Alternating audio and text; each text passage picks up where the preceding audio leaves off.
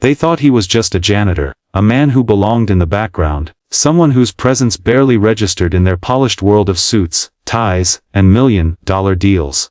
His name was Kenji Martinez, and every morning he walked into the corporate building, wearing a faded blue uniform, with a stitched name tag and worn-out shoes that squeaked against the shiny marble floor. People barely looked at him, except when they needed the trash emptied or a spill cleaned.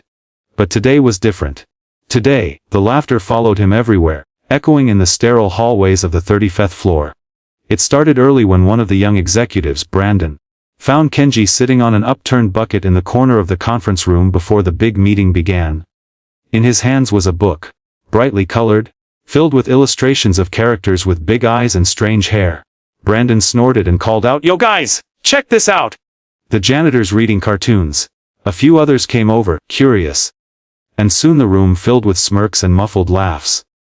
Kenji looked up calmly, his deep brown eyes betraying no embarrassment, though this wasn't the first time he'd been mocked for it. "It's not cartoons," he said softly, his voice steady. "It's called manga." That only made them laugh harder. "Manga? What even is that?" One woman giggled, balancing her latte in a perfectly manicured hand. "Sounds like some weird janitor hobby." Brandon leaned closer, pretending to squint at the pages. "Wow, he's even reading it backwards!" "Dude, you're doing it wrong." Kenji didn't flinch. He didn't argue. He simply closed the book gently, as if protecting something precious, placed it in his locker by the door, and picked up his mop again. As he turned, he heard the whispers behind him. "Maybe he thinks he's Japanese." Someone joked. "Probably just trying to look smart." Another replied. What they didn't know was that Kenji wasn't pretending. He could read Japanese fluently. He could speak it, write it, even understand the smallest cultural nuances that most foreigners miss.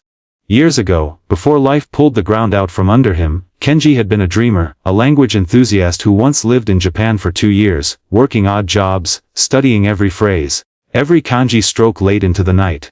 But that was before everything changed, before his wife fell sick, before hospital bills devoured their savings, before she slipped away, leaving him with their little girl, Amelia, and a mountain of debt.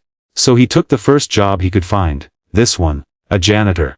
A man who cleans up after others while they climb ladders he no longer has the strength to reach. They didn't know any of that, and he didn't tell them. People see what they want to see, and to them, he was just the guy with the mop. The morning dragged on, laughter still lingering in the corners of the office, until finally, the big moment arrived, the meeting that would determine the company's future. The entire board gathered in the sleek glass-walled conference room. The CEO himself was there, along with the sharpest minds and brightest suits the company had to offer. The air buzzed with anticipation because today, they were meeting Mr. Takahashi, a powerful Japanese investor whose decision could bring in a multi-million-dollar deal. Everything had to be perfect. The presentation slides gleamed on the giant screen, the contracts were neatly stacked, and everyone rehearsed their smiles like actors preparing for a show. And in the far corner of the room, almost blending into the shadows, was Kenji, finishing his cleaning before quietly slipping out like he always did.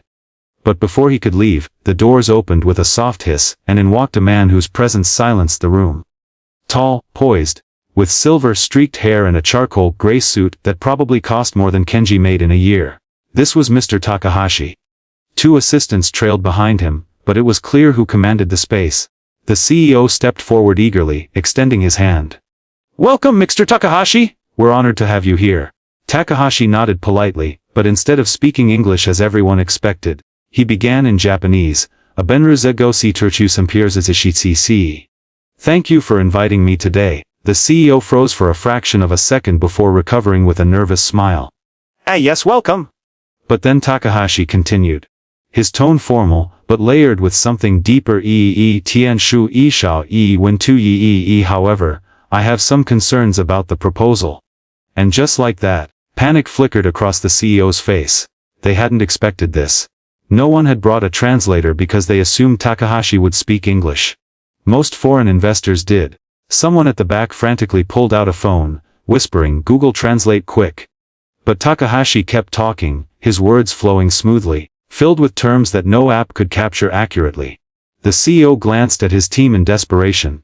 Millions of dollars hung in the balance, and they were utterly lost. And then it happened. A calm voice broke through the tension, speaking in perfect Japanese. Gia singpei lizekia jutita ufi bufen gia. Zohua kitiu adiga. I understand your concerns. Which specific parts would you like to discuss? The entire room fell silent. Every head turned toward the source of that voice, and what they saw left them speechless. It wasn't the CEO, it wasn't a senior executive, it was Kenji the janitor, standing tall in his blue uniform, mop in one hand, speaking flawless Japanese as if he were born to do it. Mr. Takahashi blinked in surprise, then a slow, appreciative smile spread across his face. Oh,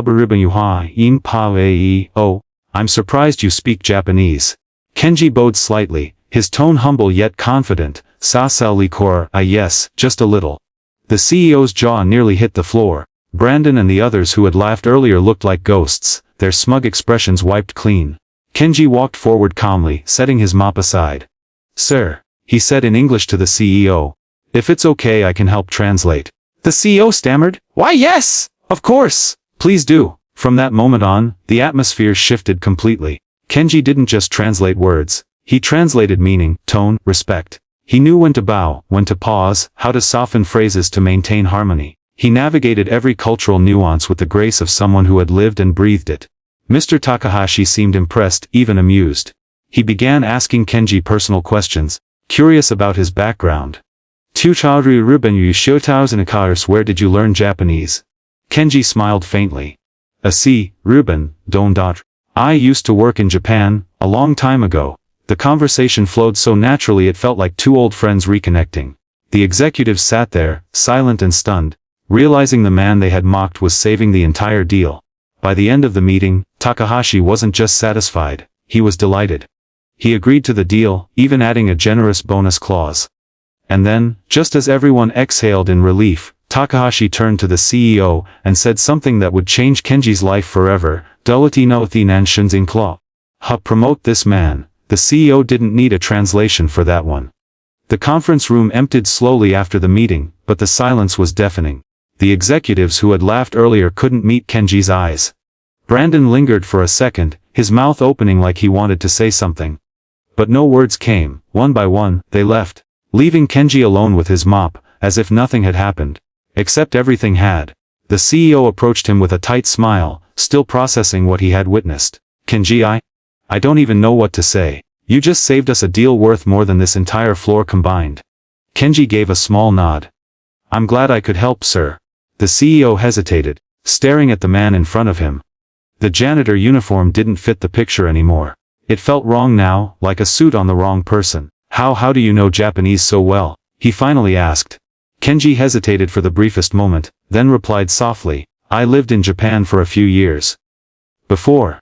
He didn't finish the sentence, because memories flooded in. The narrow streets of Kyoto, the laughter of his wife, the little ramen shop where they used to eat after long days of work. Before hospitals, before bills, before life became survival. The CEO didn't press further, he just said, Kenji, come by my office tomorrow morning, we need to talk. When Kenji walked out of that conference room something had shifted. People who never looked at him before suddenly noticed him. Some nodded awkwardly. Some smiled faintly, trying to erase their earlier mockery. But Kenji didn't care about any of that.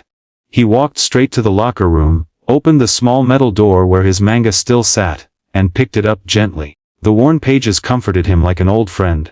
He remembered why he read them. Not to look smart, not to impress anyone, but because they reminded him of dreams he once had. Stories of resilience. Of characters who fought against impossible odds and won. In a way, those stories kept him alive. That evening, Kenji returned to his tiny apartment on the other side of the city. It was a modest place, 2 rooms, peeling paint, and a flickering light in the hallway, but it was home. The moment he opened the door, a little voice called out, Daddy! A small figure ran into his arms, giggling. Amelia, his 7-year-old daughter, with big curious eyes and a smile that could melt the hardest heart. Kenji scooped her up and kissed her forehead. Hey, princess, how was school? She grinned, holding up a drawing. I drew you today. He looked at the paper, a stick figure with a mop in one hand and a crown on his head. Kenji chuckled softly. A crown, huh? Why does Daddy have a crown? Because you're the best, she said proudly. For a moment, his throat tightened. She didn't know how hard he worked. How many nights he skipped dinner just so she could have enough. She didn't know the sacrifices, the pain, the humiliation. All she saw was her hero. and in that moment, Kenji promised himself, he would never let her down. They ate dinner together, simple rice and vegetables, and after Amelia fell asleep clutching her stuffed rabbit, Kenji sat by the window, looking out at the city lights. Tomorrow the CEO wanted to see him. What did that mean? A promotion, a better job, or maybe just a thank you and back to the mop?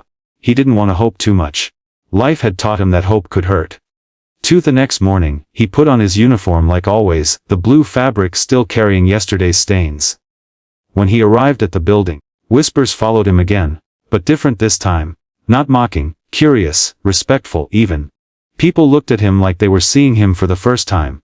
He walked into the CEO's office, heart pounding. The CEO stood up immediately. Kenji, please sit. Kenji sat carefully, feeling out of place in the plush leather chair. The CEO took a deep breath. Yesterday, you didn't just help us. You saved us. Mr. Takahashi told me something before he left. He said, a company that doesn't recognize talent is blind, and he's right. We've been blind. Kenji stared quietly as the CEO continued, you're not just a janitor, Kenji.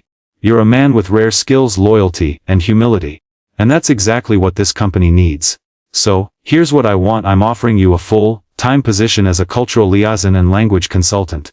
Full benefits, a real salary, enough to take care of your daughter. You'll never have to pick up that mop again.